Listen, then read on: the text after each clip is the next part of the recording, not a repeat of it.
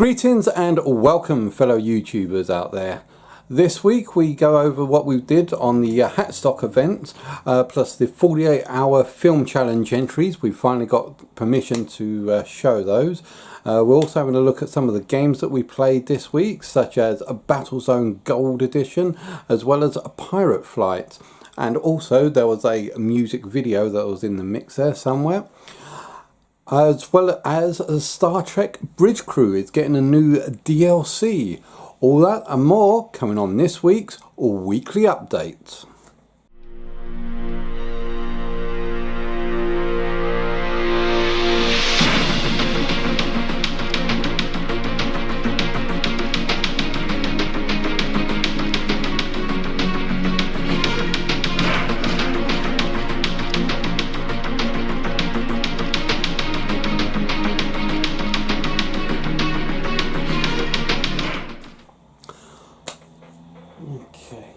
Just put that down there for a sec.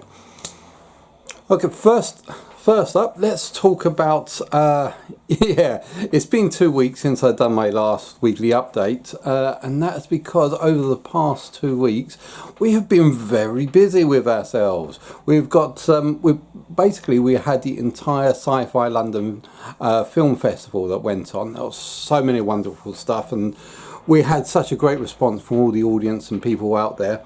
The thing that I have got my heart quite close and set on, and that's quite dear to me, is the Hackstock event. Now, whilst we was at the Hackstock event, we just got so many things that were that went on, and so I took my 360 camera down there so I could get a lot of so I could get some interviews with some of the people down there. So that will be another video that I'll be putting up later, a nice 360 video of the things that were going on the Hackstock event. So we had interviews with quite a few people, like Metal Mickey. I don't know if you guys remember Metal Mickey from back in the 80s. One of the little metal robot that always went around saying boogie boogie all the time. He was a childhood yeah, I was a big childhood fan of his. I used to love some of his stuff.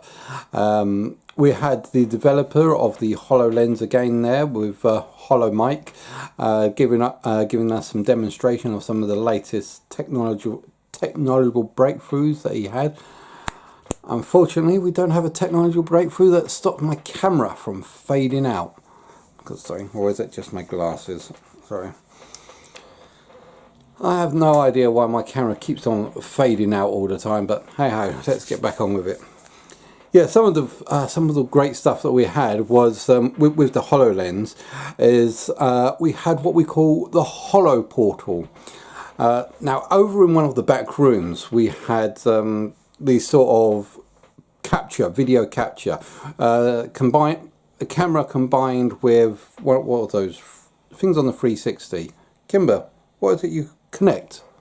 Yes, connect.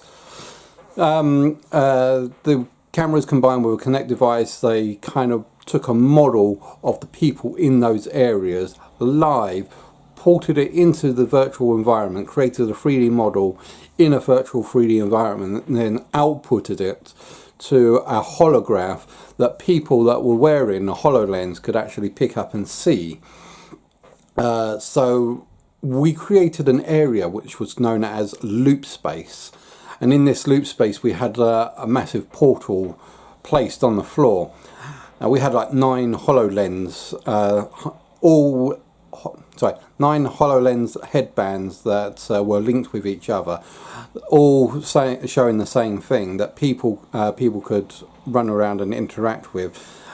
And we had a live band playing, so people were wandering around this area, and they could see this band literally just playing in the middle of the floor when they were actually in the booth all the way back there.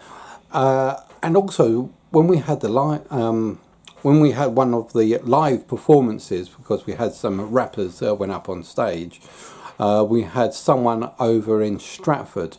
Now we were currently based down on the O2 area.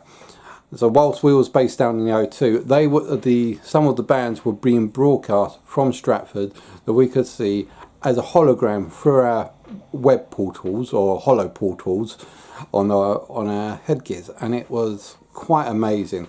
As you can probably see down below, some of the 360 video footage. They're going to be distorted until I actually put them down in 360 cam. So that'll be something that you'll look out for when I finally create those 360 videos for you to watch. Other things that we had down there, I mean, we had a guy that opened up a little Doctor Who shop selling some of his Doctor Who memorabilia. But we also had things like the PSVR and Oculus 5. Now, I didn't really pay too much attention to the Oculus 5. I was basically sat down and operating the PSVR. Now, when I say I was sat down and operating, I don't mean I just hogged it throughout the entire day. No, I was there as host, not a game player. So I basically set it up and got it working so that people could sit down and play different types of VR games. Now, at the beginning, we have different games that was going out there. We tried to get Farpoint going and Polybius. But when it came to it, at the end of the day, we was there to showcase Wipeout. And we just had like queues going down there of people after people just wanted to try out Wipeout. So I had it set so that it was locked to the pilot's view, and also the blinders were full back so that everyone had full, complete freedom of movement. And stop fading out on me. Yeah. Do I have to put my face right in the camera? I know people don't like it when I do that. You don't know? No. Stop fading out on me. There we go. Right. Yeah, so we had all the people like queuing up to try out the Wipeout on PSVR. In fact, one of the guys there managed to make the top 10 lifetime achievements of speed record around the lap, and he said it was his first try. Yeah, first try. It was my first try on PSVR as well, I bet. But no, we had a lot of fun with that. People racing, people screaming. There was even one woman that started saying, "Wow, it feels so realistic. I can feel the actual cockpit vibrating around me." It was the vibration in the hand controller. And then she screamed when I grabbed a chair and started shaking it backwards and forwards, saying, "Really? Does it really feel very good? Can you feel all the bumps, knocks and shakes?" "Yes, yes." Yeah, sorry. Had a little bit of fun with them. Yeah, and also as Hackstock was on May the 4th, Star Wars Day, we had a little bit of a Jedi lightsaber going out. We had this unique device. I don't know what it was.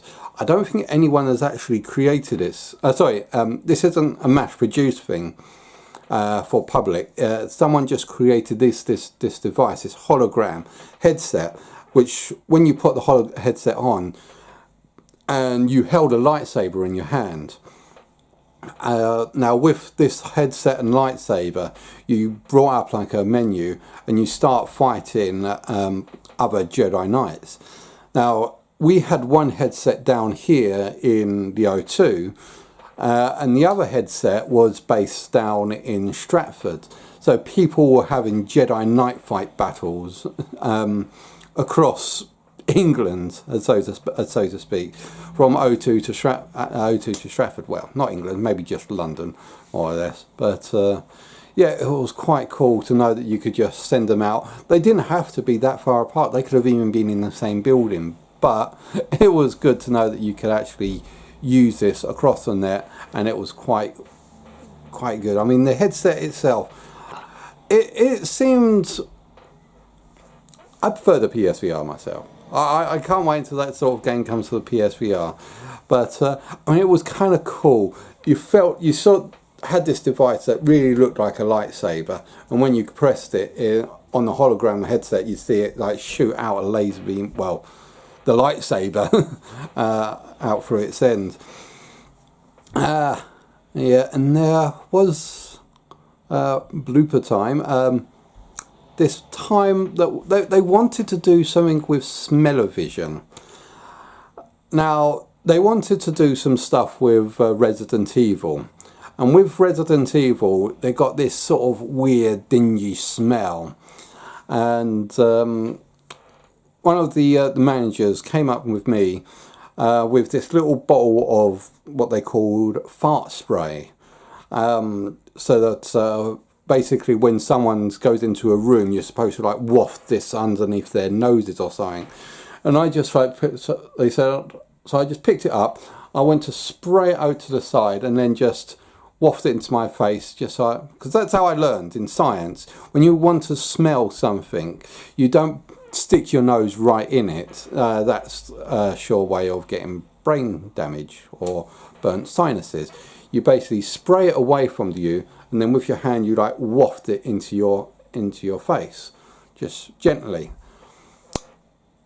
Now this was about 5 milliseconds before he gave me the warning, don't. Well, I thought, well, it's just like a fart spray. And hold on a sec, that's potent, that's really potent. Oh, whoa, wee. It was so strong. I was really not expecting such a major stink to come out from one little spritz. I mean, the bowl was like this big, it was tiny. And I spritzed one little spritz to make a tiny little bit of a mist. And it stank. We had to clear the entire area out because it just smelt so bad. Some of the people started evacuating the building. But luckily this was before the event went live and I was just testing it. We had to clear the entire area because the smell was just so bad. And then I myself had to go off into the toilet and wash myself down because the smell was sticking to me, and I did not really want to be talking to customers while stinking of fart like this or whatever the smell was. It was just rank. Not only did I had to spend half an hour of washing myself down with water, I had to use a sanitation gel. The sanitation gel that was known to use for just cleaning your hands, pretty much round my body, my arms and such, just to get rid of the smell. It took me an age just to wash it off. And then as I walk slowly back to the manager, I handed him the fart spray, and I said quite clearly, quite distinctly, we are not going to use that. Oh, but the idea was just to spray it into a cloth and then waft it under. No, we are not going to use that ever. Okay, yeah, that was a certain definite statement there. No fart spray. And I warn you guys now, if you ever get hold of a fart spray, make sure you're well out in the open and away from people and in running distance of somewhere to get washed if you ever want to spray it. Because man, that was nasty. Okay, so I've rambled on a little bit too much about the Hackstock event and fart sprays. I'm going to ramble a little bit more on about another event that happened there. The 48-hour film challenge. Now, every year at Sci-Fi London, we do this 48-hour film challenge. And I mean, I love helping out with this. This is a great thing that we do. We get filmmakers and film developers from all over the country to come in and and take part in the challenge. Sometimes there's a reward, sometimes it's a monetary reward, sometimes it's a challenge to, a film commission. Always we get loads of people turning up. Sometimes we get people turning up in their thousands to do the 48-hour film challenge. And one thing I like to say is, I can't remember the guy's name. Kimber, I'm sure Kimber down below. Kimber, what was the name of the guy who I'm thinking of? Yeah, this guy won a film challenge, and that was the start of his career. After this, he went on to create a couple of other films, I think Monsters, Godzilla, and even Star Wars Rogue One. And basically, his career is just booming right now. And yeah, Star Wars Rogue One, that is the cap on his head. Yeah, sorry, I can't remember the name right now, but I'm sure Kimber will be able to tell you the guy's name. And in fact, even up on his wiki page, it was shown that it actually says that he started out on our 48-hour film challenge. Now, what the film challenge is that everyone all goes into this arena, well, this auditorium or cinema screen, basically, and they're presented by our Law Master Louis Savvy, and he tells them, okay, all right, here's a bag of bits. You've got like a title, a prop, a line of dialogue, and you have basically got 48 hours to create a film using these items. As I said, a theme to the title, a line of dialogue, or a prop, such as, I think last one, one of the more common ones was artificial intelligence and such. So over the next 48 hours, they all go off, they go to their locations, they start filming, they start editing, they start producing, and then when the deadline comes, they upload their final video to our site, and they get given a reward. Now, part of this, I've asked this from Louis, is they hand over the right to the film for the 48-hour challenge to Sci-Fi London, so that they can produce this and put this out there for advertising for other 48-hour film events and so on and so forth. Now, here's the fun part, the good part. Louis Savvy has given me his permission and blessing to put those on my site, as long as I don't alter or edit them. I mean, I just put my little bit at the beginning with the picture of like the title and such, but the actual videos do not change whatsoever. Okay, cool, fine. So he's given me the keys, and I've just spent pretty much the last week doing my bit on them and uploading them to YouTube. And I've got these to be I've gotten these to be scheduled out one video a night for every Sunday night at 8 o'clock. Sorry. So at Sunday night at 8 o'clock, we are now officially going to have movie night. 5-minute movie night is what we're calling it. So every night at 8 o'clock we're doing. Sorry. Go on, stop blurring out. Sorry, I can't really tell if my camera's blurring out or my glasses are just steamed over, or my own pupils, because my pupils are kind of tired. Yeah, as I said, over the past week I have been working hard on Adobe Premiere, getting all these videos sorted out, getting them uploaded, getting them attached, getting the thumbnails sorted out, getting the title pages for them sorted out, and put them up. Now there's 22 videos that we've got in total, 12 special mentions and 10 shortlists. Now the shortlists are going into the finals, and when I find out which one was actual number one, I will let you guys know. But putting these out once a week, every Saturday night at 8 PM, they will last all the way up to October, I believe, late October, I think. But yeah, we've got that sorted out, so look out for those every Saturday night at 8 PM. Enjoy. I hope you like them.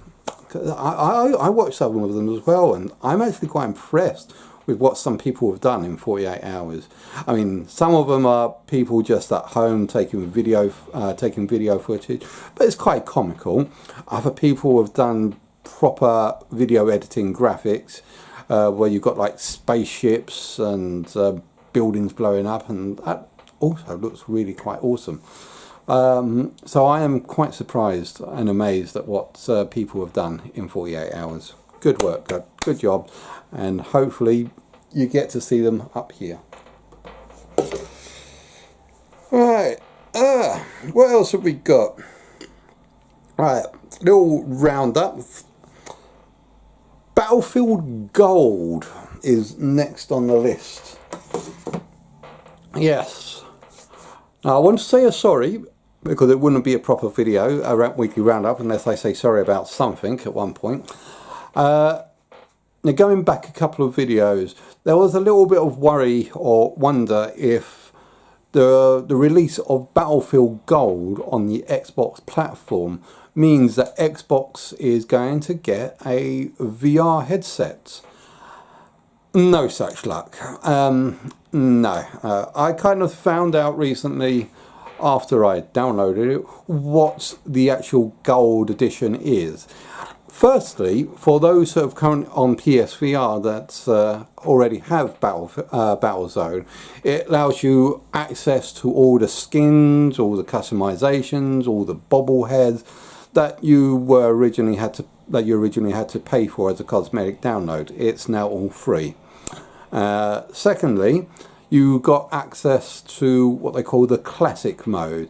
So back in like the 1980s or the 1970s version of BattleZone, you know, where the lines is, you now got your virtual reality version of it that you can play around with and have fun with. On top of that, you got new hooters and horns. I think there might... Actually, I don't think there are new missions or maps or anything. But the swarm seems to be a little bit more persistent. However, I didn't play BattleZone as much as I did back then than I'm doing now, and I am enjoying it now. I've been playing it almost every day this week, and I've been going around collecting tanks. Now, when I've gotten to the base, the mountain base, we've taken over the mountain base a couple of times. I've been using my Twitch account to stream those. So I know that you guys on my channel here probably don't want me just to be streaming one PSVR game after another, or if you do, please let me know. So I wanted to try and keep this channel down to a minimum of the important stuff. And whilst I'm playing all my other games, such as like my 2D games or my free, PSVR games, or just playing around and having fun, I'm going to be putting that up on Twitch. And if there's anything that I'm going to be doing, like in next week, when I go to do some new awesome games that are currently out, I am going to be streaming those straight to here. So the straight up ones, the ones that I think are going to be decent, I'll be streaming here. All the play around ones, one after another, or me just having fun, I'm going to put on the Twitch channel. Yes, the important thing about BattleZone Gold, which I failed to mention earlier because I keep blabbering on about all different stuff like I am doing now. The important thing is about BattleZone Gold, which is why it's on the Oculus, sorry, not Oculus, why it's on the Xbox, why it's on the Switch, and it's coming onto other platforms, is because Battlefield Gold now is a 2D version as well. I mean, a standard game, so that you can play BattleZone without the need of a PSVR. Unfortunately, it's not cross-platform yet, and I think that is a major missed opportunity there. If they make it because I noticed, now I was told that it's not cross-platform, so I went on as on standard 2D, and I saw there wasn't anything out there on the net. No games currently available. But when I went on PSVR, I saw that there were games out there. and I don't think they're going to be cross-platform between the PS, PlayStation and the Xbox. I don't think that would be a possibility at the moment. It would be great if that was the case though, because then you would have so many audiences, because at the moment it is really quite lacking of choice. I mean, there's barely one or two ever on there at any one time. I mean, when you get things like Hardline come out, you've got a whole slew of servers or games that you can play from or try out. But here, there's hardly anyone playing at the moment. And I think that's sad, because BattleZone really is quite a decent game, actually. I mean, you've got the interactivity with the people, just as long as you don't have people that keep on nicking lives as soon as they just get knocked off. Yeah, that's always annoying. Person just dies, I'm right behind them, ready to revive them, and then say, oh, extra life, I just revived myself. Why did you do that? You just cost us a life, and I could have revived you. I hate it. But that's what you get for noobs. But also I think that encourages people to play with experienced players and create your own teams and groups. So yeah, no, Xbox is not getting a VR update yet that I know of, and BattleZone Gold does not mean anything like that at all. What's the next game that we played? I think that, oh, my screen's just gone off so I can't actually see, but I think that it was Pirate VR, Pirate Flight. Yes, Pirate Flight. What can I say about this game? I mean, seriously, what can I say about this game? It was so bland, it was so boring. I mean, I started finding out myself.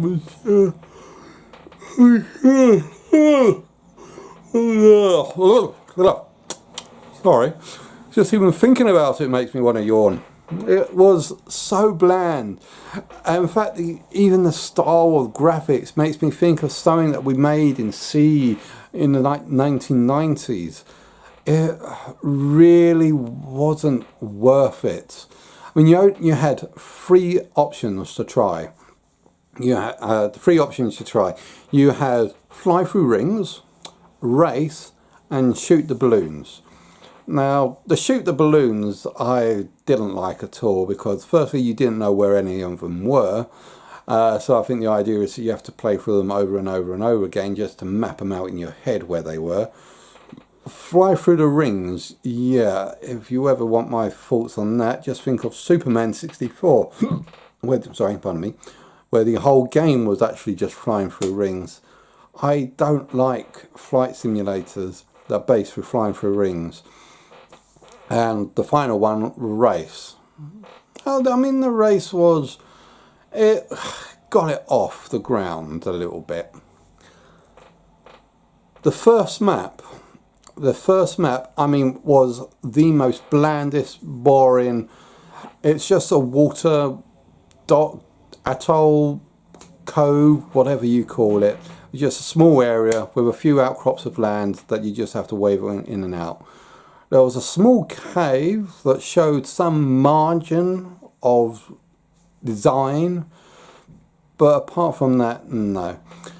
The second level, however, I kind of like the second level, probably because of all the cute little dragons that are around. And when you did the flight mode in that, you was flying against the dragons. So, I mean, that was one thumb up, that level, for having like the dragons. But they were so cartoony and cute. They weren't like proper dragons though. They were something that you might find on an iPhone app. Actually, no, iPhone apps are much more superior in these cases. But hey ho, yeah, I'd certainly say for the Pirate Flight, give that a miss. If you really want a good flight simulator, don't play Pirate Wings. Play Ultra Wings. No? Sorry about that. I mean, if you really want a good flight simulator, don't play Pirate's Flight, play Ultra Wings. That game is far better in so many ways. Yeah, it is a much preferred game to play. Ignore Pirate Flight. It is just not worth your money or time. Even if it was free on the PS Store app, it's still not worth it. Cool. Right. Okay, enough about that. What have we got next? We have front runner. Star Trek Bridge Crew. I only heard about this from 7 Degrees of Gaming, but I heard that there's going to be a new DLC coming for Bridge Crew. Our Bridge Crew, I loved when it came out. It has been a great little novelty and we've enjoyed it so much, but that, like Werewolves Within community games, they have sort of died out and not many people are playing them anymore. However, with the new DLC coming up, I hopefully it will bring people back into it, because although it is a £12 download, it is not just going to be a tapped on extra. They are giving you quite a lot of new stuff out for this. They are going to be giving you the next generation NCC Galaxy class starship. So that's the one with Jean-Luc Picard. You can change your avatar to make it look like Data if you want. There's going to be new enemies that you're going to fight. These enemies are going to be like the Borg. When you fight the Borg, they are going to adapt to your play style. So it's not going to be just keep firing at them until they blow up. You are going to have to think your way around to destroying the Borg. Otherwise, they will assimilate you. They are changing the engineer role. So a lot of people are a little bit backwards and forwards on this. I kind of like the engineer role, but I think a lot of other people don't like it. So they are kind of updating it, giving it an overhaul, and instead of it going to be engineer, it's going to be called Ops. So there's going to be a whole new Ops panel for you to take over. All that, and there's going to be, I know there's going to be quite a few extra things that's going to go on there. New maps, new missions.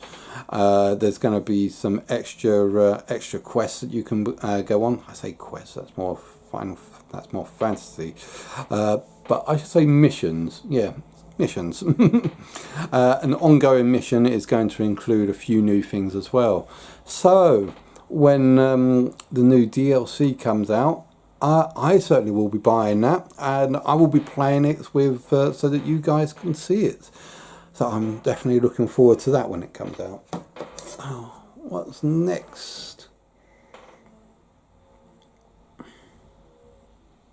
Tactical upgrades brass. Okay, I think that's that for now. Okay, well, that's all that we've got time for this week.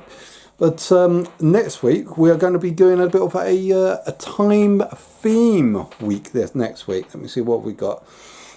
Right, so next week, next